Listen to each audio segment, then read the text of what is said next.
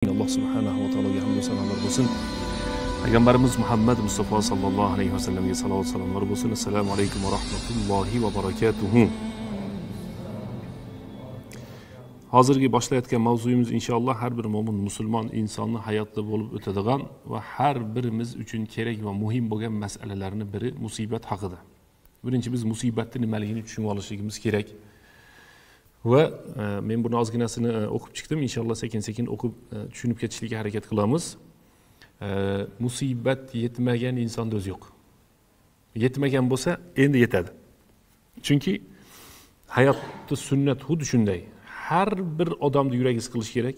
Har bir odam g'am tashvishga tushishi kerak. Har bir odamda muammo bo'lishi kerak va muammosiz odam bo'lmaydi. O'zi ya'ni so'zni ikkinchi tarafini oladigan bo'lsak, hayot muammodan iborat. Laqad xalaqnal insana fi kabad deyapti Alloh taolo. Demak, insonni biz qiyinchilik, muammo, o'sha nima har xil narsalarning ichida yaratganmiz deyapti Alloh taolo Qur'oni Karimda. O'zi nimaga yaralib, qayerda nima bo'layotganini tushunmasak, yana ham yaxshiroq yashaymiz-da. Nimaga deydi ba'zi bir odamlar, ishlarimiz orqaga ketyapti. Nimaga meni yuragim siqilyapti, nimaga unday bo'lyapman, nimaga qarzdor bo'lyapman, nimaga unday degan so'zlar ko'pchilikni o'ylantirib qo'yadi-da. Xuddiki shu odamga musibat kelganday, yoki shu odamlar sinalayotganday hayotda, yoki shu odamda nima deydi, problema, muammo bo'layotganday. Muammo hammada bo'ladi. Vaqti bilan bo'ladi. Biroda ko'proq, biroda kattaroq, biroda nima ko'rinishlari har xil bo'lishligi mumkin. Shuning uchun musibat yetgan paytda inson o'zini qanday tutish kerak degan masala. Musibatning ichida ham, masalan, odamlar musibatning ichida ham savoblarni olib chiqishlari mumkin. Yoki musibatning ichida ham bettar gunohlar bilan chiqishligi mumkin. Alloh taolo Qur'oni Karimda A'udhu billahi minash shaytonir rojim. Allazina idza asabathum musibatun qalu inna lillahi va inna ilayhi roji'un deydi. Ularga musibat yetsa, ular biz Alloh taolonikimiz va Alloh taologa qaytamiz deb aytishadi deyapti. Biz haligi bir hadisni yodladik shekilga. Qaysi hadis edi? Ma yusibul muslima min nasabin wala wasabin wala hammin wala huznin wala adan. Nasabin va wasabin va hammin va huznin hammasi g'am, tashvish, qayg'u, qiyinchilik, nasob, charchoq, g'ammin deganichi? G'amda, hammun deganichi? Ikkalasi bir xil. Al-hammu val g'am degan arab tilida, biz tilda g'am, qayg'u, tashvish, anduq deb tarjima qilinadi. Demak, yurak siqilishi hadisda oxirida hatta shavkata yushakuha. Bir insonga nima kirib ketsa, tikon sanchilsa deyapti. Illa kaffarallohu biha min xatoyahu. Alloh subhanahu va taolo mana shu narsa tufayli uni xatolarini kafforat qilib beradi, ya'ni almashtirib beradi va kechirib yuboradi. Demak, aqidamizni birinchisini bilib olaylik. Aqidamizni asosi shu bo'lsinki, musibat albatta keladi. Birovlarga aytolmayotgan musibatlaringlar bor. Odamlar xabar topgan musibatlar bor. Qiyinchilik bo'layotgan musibatlar bor. Biz e'tiqod qilaylikki, bu dunyo salomatchilik joyi emas. O'zi bir hadis bor payg'ambarimiz sollallohu alayhi vasallam, ad-dunya mal'un degan. Bu dunyo la'nat. To'g'rimi? Va mal'unun va ma fiha. Dunyoning ichidagi hamma narsa la'natlandi degan. Hadisda payg'ambarimiz sollallohu alayhi vasallam. Illa zikrulloh. Allohning zikri va alim va mutaallim, ustoz shogird bo'lib ilm dars olishlik. Birinchi, demak, muqaddima qiladigan bo'lsak, mo'min musulmon inson bilib qo'ysinki, dunyoda musibat bor. Ahasiban nasu an yutraku an yakunu amanna wa hum la yuftanun va laqad fatanna allazina min qablihim. Bu insonlar iymon keltirdik, ana endi biz fitnalanmaymiz deb o'ylab o'tirishibdimi deyapti Alloh taolo. Bulardan avvalgilarga ham sinovlar kelgan, bularga ham albatta sinov keladi deyapti. O'zi tarixda masalan ba'zi bir odamlarga sinov kelmasa, ular hijolat bo'lishgan. Sinov kelmasa, ular hijolat bo'lishgan. Haligi savol chiqyapti endi bu yerda. Nima sababdan endi dunyoda haligi shikoyat qilayotgan odamlar bor-da. Nimaga endi men orib qolaman? Nimaga endi men qarz bo'lib qoldim? Nimaga endi unday bo'lib qoldi? Nimaga endi bunday bo'lib qoldi? Siz nimani xohlayapsiz deb so'rashimiz kerak. Sizga nima kerak o'zi? Tasavvur qiling. Bu odam bir umr og'irmash kerak ekan. Bir umr qarz bo'lmash kerak ekan. o'zimga og'irmash kerak degani eng katta masala bu. Nimaga men og'rib qoldim degan odamlar da eshitasizda. Demak bu men bir umr kasal bo'lmashim kerak deyapti. Xo'p. Bir umr qarz bo'lmash kerak ekan. Yana bitta ikkita narsani aytyapti. Bu qayerda aytyapti o'sha hozir? Nimani aytyapti bu? Uni adresini tushunib olmayligimi shu odamni? Qayerda aytyapti bu? Ha? Dunyoda aytmayapti. Bu jannatda aytyapti. Jannatda gripp bo'lib qolgan odam, bu apteka yo'q u jannatda, to'g'rimi? Gripp bo'lsa ham apteka yo'q. O'zi gripp bo'ladimi, koronavirus bo'ladimi yo boshqa bo'ladimi? O'zi umuman jannatda og'rib qoladimi odam? Yo avariya bo'lib ketadimi jannatda? Masalan, biroq qarz olib ketadimi jannatga kirgan, qarzdan boshim chiqmagan, Firdavsdan o'tsam, Adindan o'tsam, Narginga deb hech qarz quvlab yurib, kulgilikda endi yo'qda chunki bu narsa. Jannatda yiqilib tushmayotgan, og'rib qolmayotgan va shu dunyodagi narsalar, men bitta ikkitasini misol keltiryapman xolos. Shu narsalarni birortasi jannatda bo'lmaydi, u yerga yetib olish uchun bo'ladi-da bu dunyoda. O'sha joyga yetib olishlik uchun bu dunyoda bo'ladi-da. G'am, tashvish bo'ladi, sinov bo'ladi, buni bilib olishimiz kerak. Inson albatta sinaladi. Insonga o'zi xohlagan tarafidan, o'zi xohlamagan tarafidan, kutib turgan ba'zi tarafidan, ba'zan kutmagan tarafidan sinovlar kelib qoladi. O'zi ham bilmaydi. Nimaga? Va bashshiris sobirin. Sabrli insonlarga bashorat beringlar. Allazina iza asabathum musibatun qalu inna lillah. Ularga musibat yetsa inna lillah deyshadi. Bizda inna lillahi va inna ilayhi rojiun deb nimaga ishlatadi birodarlar? Shu birov o'lib qolsa ishlatadi. Tarixda jamoat namozga chiqmasa ham ishlatilgan ekan. Ad-dunya darubtila. Dunyo sinaladigan joy deydi ulamolar. Ad-dunya dar al-ibtila. Dunyo insonlar sinaladigan joy, ispitaniya. Shu sinovlardan o'tsangiz keyin jannatga kira olasiz. Biz aytayotgan haligi odam dunyoda hamma yaxshilik xohlayotgan bo'lsa, u jannatga kira olmaydi. Hamma yaxshilik xohlayotgan bo'lsa, ular kira olmaydi. Al-mabhasul awwal, birinchi bahs deyapti, halul inson inda hulul al-musiba. Musibat yetgan insonni musibat yetgandan so'ng o'zini tutishdagi holatlari haqida tushuntirsak deyapti. Ba'zilarni. Innal abda fi hadhihi ad-dunya ma'rudun li sunufi min al-ibtila. Inson dunyoda yashar ekan bir necha har xil ko'rinishdagi sinovlarga albatta boshdan o'tkazadi, duch keladi. Al-ixtibar va mazalika, mana bu narsani sababi Alloh subhanahu va taolo bu bandasini ichidagi iymonini bilib olishlik uchun. Bandasini ichidagi iymonini Alloh subhanahu va taolo bilib olishligi uchun.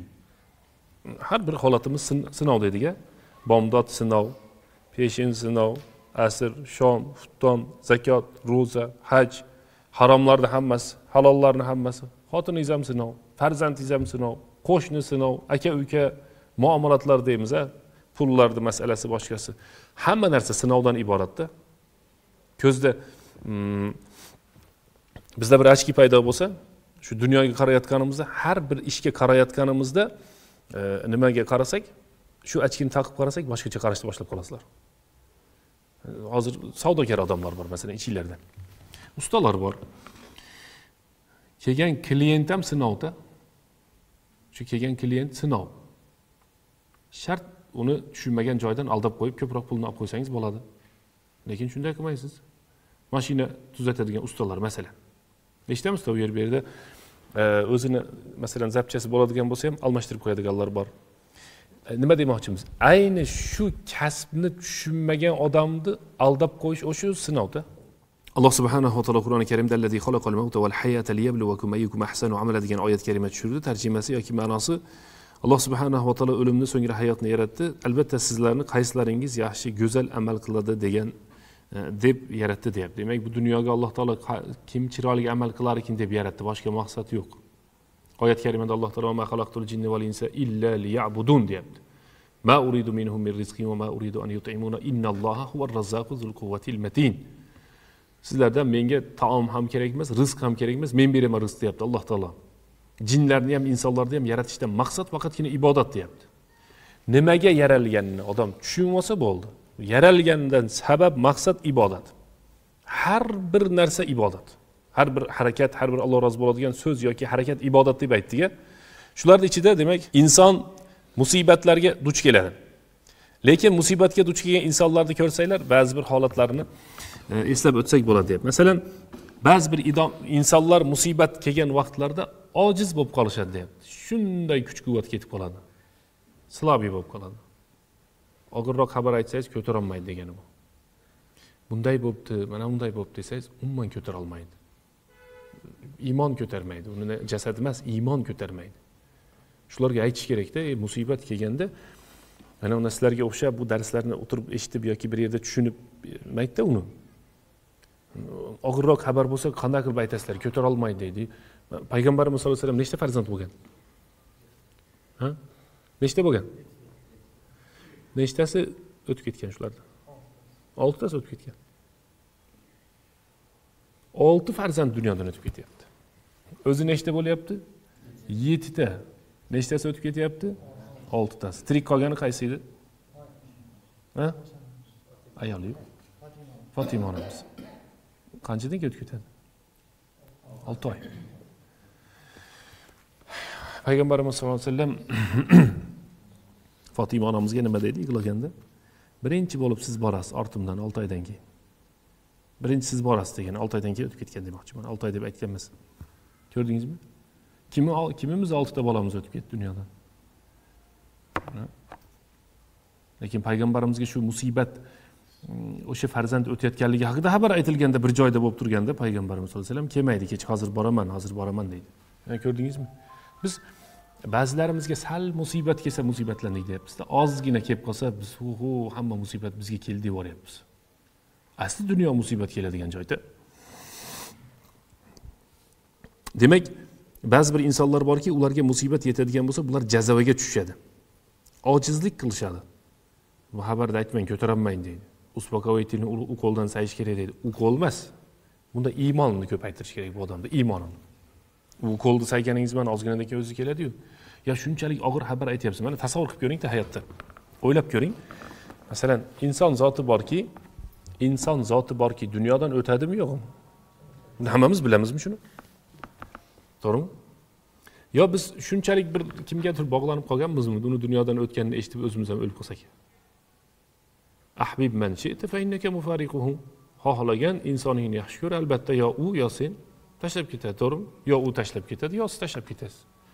Bilamiz shu narsani. Masalan, to'g'rimi, bilamiz. Lekin ojizlikka tushib qolishadi deyapti. O'ta qattiq ojizlikka tushadi. Bu ham yaxshi emas. Ojizlikka. Balki inson har xil sinovlarga doim tayyor turishlik kerak. Jazo qiladiganlar bor deyapti, jazoga tushadi. Imma bis-sabri va habzin nafsi anil jazo. Lekin ba'zilar borki, o'zlarini har xil jazoga solmasdan sabr qilib turadiganlar. Balki ba'zilar borki, rozi bo'ladigan, ba'zilar borki, shukr qiladiganlar ham topiladi deyapti. İnsanlar bölünüşleri haqida keladi. Odamlarning bölünishlari, halul inson inda hululi musiba. Musibat yetgan paytda insonlarning bölünishlari. Birinchisi g'azab qiladigan odamlar, ikkinchisi sabr qiladigan odamlar, uchinchisi rozi bo'ladigan odamlar, to'rtinchisi shukr qiladigan odamlar.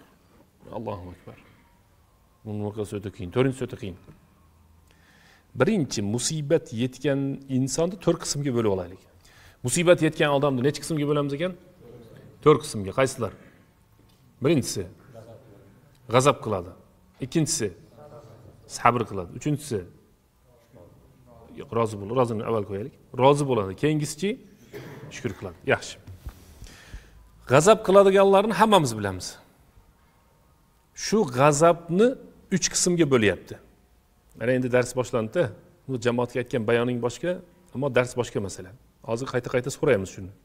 Musibat yetgan inson necha qismga bo'lindi? 4 qismga bo'lindi. Birinchisi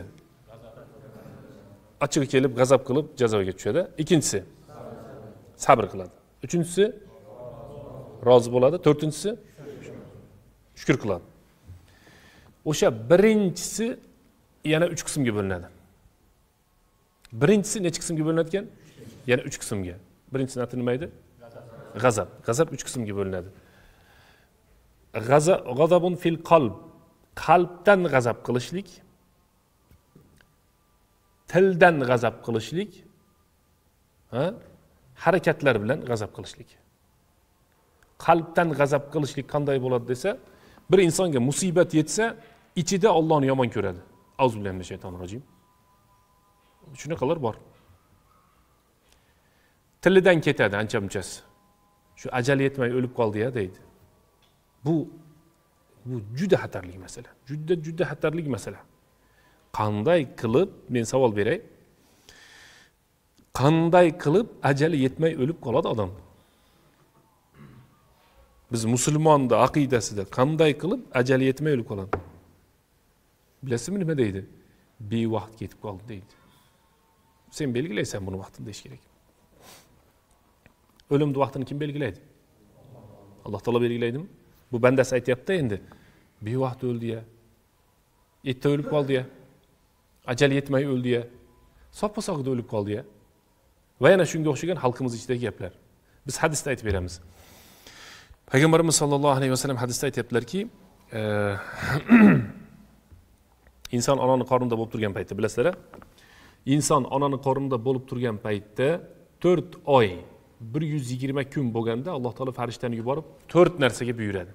Vikat bi rizqihi va ajalihi va amalihi va shaqiyyun aw sa'id. Rizqi yozilgan o'sha yerda. Birodiki biroq o'tib ketib qolmaydi.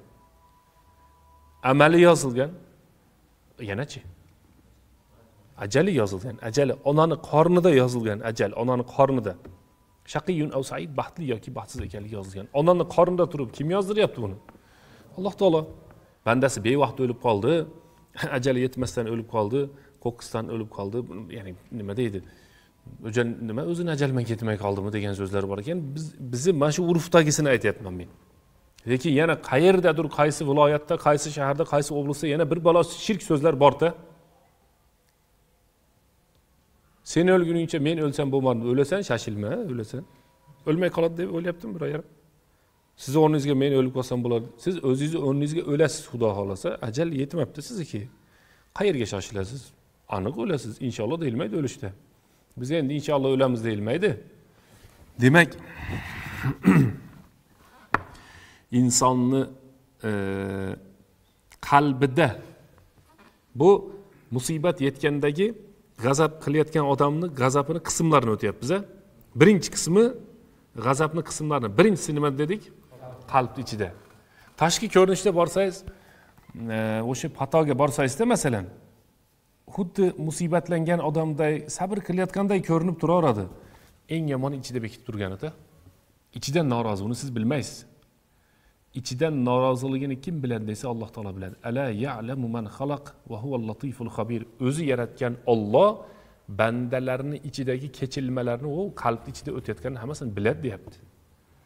Masalan, ba'zi paytda shunaqa biz bandalarga ko'rsatib qo'yamiz-da, o'zimizni rosa sabrlikka o'xshatib, chiroyli yig'lamaganga o'xshab bir narsalar qilib turganga o'xshab beramiz bandasiga. U ichimizdan norozi bo'lsa, Alloh taolo ko'rib turibdi shuni. Lekin farishta ko'rmaydi uni. Farishta tashqi amallarni yozadi. Qalbingizni ichida qiynalayotganingizni Alloh taolo albatta bilib turadi. Bu bandam mendan norozi ekan-da deydi. Keyin Alloh taolo o'zi ham norozi bo'lib qolsa yomon. Alloh taolo o'zi ham norozi bo'lib qolsa juda ham yomon. Tushunib oldikmi? Musibat masalasida ham biz o'sha til haqida aytyapmizki, agar bu til musibat paytida har xil narsalarni aytvoradigan bo'lsa, musibatdan savobsiz chiqib ketib qoladi. Savobsiz chiqib ketib qoladi. Agar bu tilimiz musibatni ichida yaxshi so'zlarni aytib, inna lillahi va inna ilayhi rojiun, biz Alloh taolonikimiz va Alloh taologa qaytamiz. Inna lillahi ma a'ta va lillahi ma akhaz. Alloh berdi, Alloh taolo o'zi oldi. Alloh taoloning huzurida har bir narsa ajal bilan belgilangandir deb, shunga o'xshagan narsa sabr qilishimiz kerak deb tilimiz bilan alhamdulillah, astagfirullah, la havla va la quwwata illa billah shunga o'xshagan zikrlar bilan o'tkazsak, musibatdan ham savobdan chiqib ketamiz ekan. Bu haligi nimaga o'xshatyapmiz? Dunyoviy bir narsani o'xshatsak, pandemiyada ham boyib ketgan odamlar, bugun o'qib qoldim-da bir internetdan. Pandemiyadagi millionerlar deb yozib chiqibdi. Pandemiyadagi yangi millionerlar deb. O'zi musibat bo'lib yotibdi, u millioner bo'lib ketibdi. Musibatning ichida ham demak inson pul topsa bo'ladi ekanda. Alloh bersa-da. Demak, til masalasi. Shunga yana bir ta'kidlab o'tamiz. Masalan, ba'zi bir odamlar aytadi. Bevaqt o'lib qoldi-ya deydi. Ajali yetmay ketib qoldi-ya deydi. Bu o'lganligi haqida musibatni eshitgandan keyingi so'zi. Yana bir qismi borki, ba'zilar aytadi, bu o'sha paytdagi eshitgan so'z bo'lsa, ba'zi bir odamlar o'likni yaqinlari bo'lsa, o'lik qarab aytishadi. Endi men qanday qilib yashayman deydi. Suyangan tog'imiz, bog'imiz, endi kim bizni qaraydi? Sizsiz hayot qanday bo'ladi? Shunga o'xshagan haligi nima deydi bunday. E'tiqodda to'g'ri kelmaydigan so'zlarda kimlarga tashab ketdingiz deydi yana. To'g'rimi? Shunaqa gaplar bor. Endi qanday yashayman? Shunga o'xshagan o'sha yerda ham til ketyapti. Demak, til bilan musibatni savobsizlantirish, ya'ni til bilan savobsizlantirish. Biz hali aytayotgandik, yig'lasa bo'ladimi yo'qmi deb. O'zi aslida musibat yetgan oilada, musibat yetgan uyda yig'lasa bo'ladimi yo'qmi degan savol belgisi bor. Biz ba'zilarni ko'ryapmiz, umuman yig'lashdan ham to'xtatib yuboryapti. Yig'lama. O'chir ovozingni, umuman yig'lamagin deb aytayapti ba'zilar. To'g'rimi, noto'g'rimi bu? Yig'lasa bo'ladimi, bo'lmaydimi? Bo'ladi. Nimadan qaytarilgan unda? Nimadan qaytarilgan? Ha? Shirkka olib boradigan so'zlardan qaytarilgan. Payg'ambarimiz sollallohu alayhi vasallam o'zi ham yig'lagan, to'g'rimi? Ibrohim o'tganda yoki boshqa. Demak, yig'lasa, yaxshi ko'rgan odamdan ajrasa, inson qiylanadi. Yig'i kelayotgan bo'lsa yo boshqa bo'lsa, biz endi shunday holatlarni ko'rdik. Borib yig'lamanglar, yig'lasa bo'lmaydi ekan deyapti. Shu yerda adashib qolmaylik. Yig'lasa bo'lmaydi ekanga dalil kerak. Yig'lasa bo'lmaydi ekanga dalil kerak. Nimaga bo'lmaydi deb, bu nimadan qaytaryapti bu inson? Yig'lasa bo'lmaydi, u boshqa masala. Yig'lash o'zi ibodat, u namozda, rukuda, sajdada, duoda, to'g'rimi? Yig'lashlik, yig'lasa bo'lmaydi emas. So'z aytib yig'lashlik yaxshi emas. Endi yaqin odamni yo'qotgan odam agar uni yaxshi ko'rsa, yig'laydi. Yaxshi ko'rsa yig'laydi. Biz aytdik, demak, ikkinchisi, ayniqsa shunisi ko'p kuzatiladi. Janoza yoki musibat yetgan inson tilidan o'ta qattiq ehtiyot bo'lsin. Bu o'lgan odamga ham yoki boshqacha musibat kelganda ham. Masalan, ba'zi bir odamlar aytadiki, agar men mana bunday qilmaganimda shunday bo'lmar edi. Bu so'zning nomi agar. Arabchasiga lav. Law ma zahabtu va law ma dakhaltu deb ketaveradi. Kirmaganimda, bormaganimda, yurmaganimda, Arslonbobning yo'liga bormaganimda, O'shga Sulaymon tog'iga o'tmaganimda, Perevoldan yurmaganimda, samolyotga chiqmaganimda.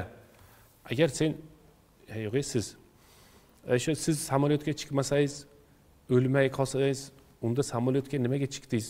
Demak, ajalingiz samolyotda edi, aniq chiqardingiz. To'g'rimi? Ehtiyotga biz buyurilganmiz, lekin taqdirdan o'tib keta olmaymiz. Masalan, Sulaymon alayhissalomning yanida bir kishi o'tiradi. Va o'lim farishtasi ham o'tiradi. Malakul maut. Azroil deb taniydi bizkilar. Malakul maut, o'lim farishtasi. Sovuq nazar bilan halginga bir qarab qo'yadi, yana bu yoqqa qaraydi. Keyin Sulaymon alayhissalom undan so'raydi, endi bu qissani eshitgansizlar, eslatish uchun aytib beryapman xolos. Sulaymon alayhissalom so'raydi. Sulaymon alayhissalomga shamol bo'ysundirib qo'yilgan, bilasizlar, otlarini so'yib yuborgandan keyin Alloh taolo shamolni berib qo'ygan ularga. Sulaymon alayhissalomdan haligi uchalasining o'rtasida suhbat bo'ladi-da, qisqasi.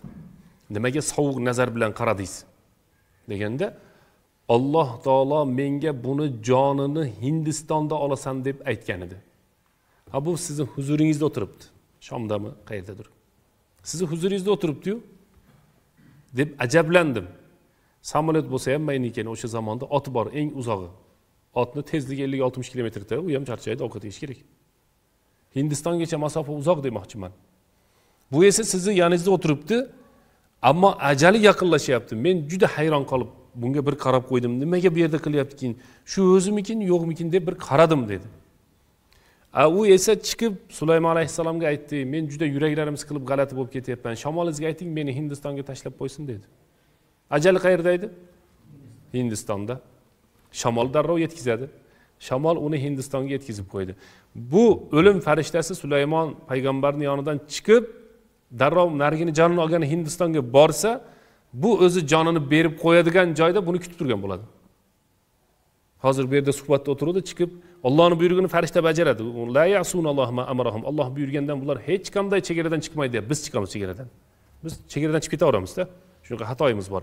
Farishta 1 millimetr, santimetr ham chiqmaydi. Borsa, o'sha joyda turibdi-yu, yana jonini oladi. Olgandan keyin Sulaymon alayhisalomdan so'rasa, shunday dedi, men yanam kelib, shamolingizni ayting, meni shu yerga tashlab qo'ysin, yuragim siqilyapti deb aytdi dedi. Alloh taolo Qur'oni Karimda Aynama takunu yudrikkumul maut walau kuntum fi burujin mushayyada degan oyat tushirgan. Sizlar qayerda bo'lishlaringdan qat'iy nazar o'lim sizlarning ustingga yetib boradi deyapti.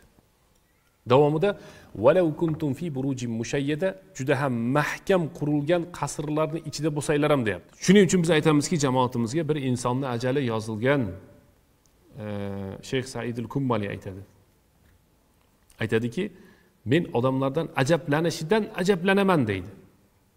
Ajablangan odamlarni ajaplanishidan ajablanaman deydi. Buni ma'nosi bir odam yoshidi-ya, soppa-sog'idi-ya, o'lib qoldi-ya degan so'zidan uni ajablanayotganidan men ajablanaman. Ha, yosh bo'lsa ham mayli, xo'p, bunday hamma sifatlarda ayting, sog'idi, palonchi, pistonchi edi, odam edi-yu, bu to'g'rimi? Issiq jon edi-yu. Jonning nihoyasi nima? O'lim. Qanday yashashga bog'liq xolos. O'lib qoldi-ya deb ajablangandan ajablanaman debdi. O'lib qoladi-da endi, ajal yetsa o'lib qoladi-da, boshqa nima qiladi? Masalan, bizda bir shablon yo qonun qoida bormi? Albatta 60 ga kirish shart yoki o'lish uchun albatta og'rib qolishi shart degan. Og'rimay ham o'lishi mumkinmi odam? Mumkin-u.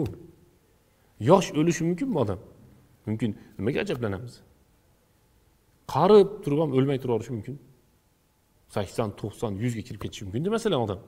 Nimaga desa, Alloh taolo unga umr berib qo'yibdi. Men bugun bitta shunaqa odam bilan ko'rishdim, juda qarib ketgan ekan. Juda qarib ketgan. Payg'ambarimiz sollallohu alayhi vasallam hadisda: "Ey Robbim, meni shunday o'ta qattiq qarib, xor bo'lib qarishdan panoh tilayman" degan. Sizlar ham tilaylar shunaqa. Kelindi, o'g'ildi, qizni, nevarani qo'liga qarab qolib, baribir o'lgandan ko'ra Alloh taolodan duo qilib, salomat yashab, salomat o'tishni so'rash kerak inson. Uni hali hojatxonaga birov olib borib qo'yadigan, og'ziga qoshlab ovqatni birov solib qo'yib, tagini birov tozalab qo'yib, seni o'tirgan joyini qarab, turishini, yurishini qarab deb ichida aytib yomon ko'rgandan ko'ra, inson salomat yashab, salomat o'tish kerak. Baribir inson o'tadi. Haligi odamni men bir ko'rishdim, masalan, ko'rishib qo'llariga o'ziga qarasangiz, qanday yashayapti deydigan holatda yoshi katta bir kasal odam. Lekin ba'zi bir yosh yigitlarda o'lganida ko'rasiz, badan salomat hamma yo'q zo'r, lekin o'lib qolibdi.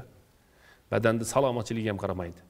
Qavm qarindosh, tanish bilish, falonchi, pistonchi, allonchiga hech narsaga qaramaydi. Balki ajal degan narsaga qaraydi, belgilangan. Shuning uchun musibat yetdimi, darrov jazoga tushib qolishlik bu yaxshi emas. Darrov jazoga tushib qolishlik yaxshi emas. Boyadan beri meni bitta savol qiynayapti. Balkim sizlarda ham shunday savol bo'lsa kerak. Unda nimaga sahobalar payg'ambar sollallohu alayhi vasallam dunyodan o'tganda hammasi ko'tara olmay qoldi degan savol. Nimaga ular ko'tara olmadi? Ular sahoba edi-yu, ular bilardi-yu, ajal borligini bilardi-yu desa, payg'ambarimiz sollallohu alayhi vasallam Merojga chiqqanlar. Isro va Meroj voqeasi, vahiy tushlik voqeasi, insonlardan ajralib turishlik voqeasi, ya'ni Musa alayhissalom ham Robbisi bilan gaplashgani ketgan, Umar roziyallohu anhu so'zi. Balkim payg'ambarimiz ham Robbisi bilan gaplashgani ketgandir, bilmaysizlar degan ta'vilotlar bor bu yerda. Tafsilotlar bor. O'zimizni darrov nimaga unda sahobalar o'lmadi deyishib oldi, o'ladi-yu desa, masalan, Abu Bakr roziyallohu anhu, Umar roziyallohu anhuga innaka mayyitun va innahum mayyitun, siz ham dunyodan o'tasiz, ular ham dunyodan o'tadi degan oyatni o'qiganda to'xtagan. Men esimdan chiqib ketibdi bu oyat degan. U narsani bu narsaga solishtirib olmaylik, tushunarlikmi? Demak, tilimiz bilan o'lgan joyda yoki musibat bo'lgan joyda har xil harakatlar qilmaymiz. O'zi balo ofatni olib keladigan til bo'ladi. Yaxshilikni olib keladigan ham til. Uchinchisi. Nimani uchinchisi edi bu? G'azab. G'azab birinchisi nimada ko'rinadi ekan? Ichkarida. Ikkinchisi tilda, uchinchisi harakatlarda. Vallohu a'lam. Undan keyingilarni inshaalloh keyingi darslarimizga davom ettiramiz.